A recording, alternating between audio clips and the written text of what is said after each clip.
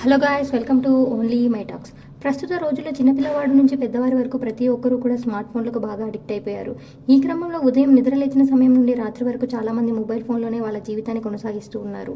ఇక ముఖ్యంగా చిన్నపిల్లలు అయితే నిద్రలేవగానే ఫోన్ పట్టుకొని యూట్యూబ్లో షార్ట్స్ వీడియోస్ చూడటం లేదా ఎప్పుడు కూడా గేమ్స్ ఆడటం లాంటివి చేస్తూనే ఉంటారు.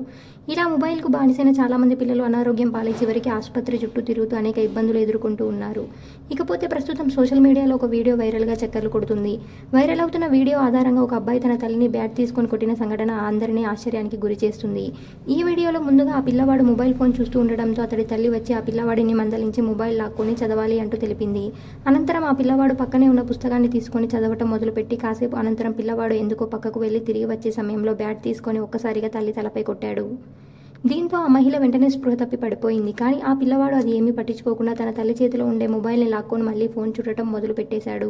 ఇక ఈ వీడియోని చూసిన కొంతమంది నెటిజన్స్ ప్రస్తుత రోజులలో పిల్లలు ఇలాగే ఉన్నారు, ఫ్యూచర్లో పిల్లలు ఎలా తయారవుతారో అంటూ కామెంట్స్ చేస్తున్నారు. ఇలాంటి అప్డేట్స్ కోసం please like, share, subscribe OMT.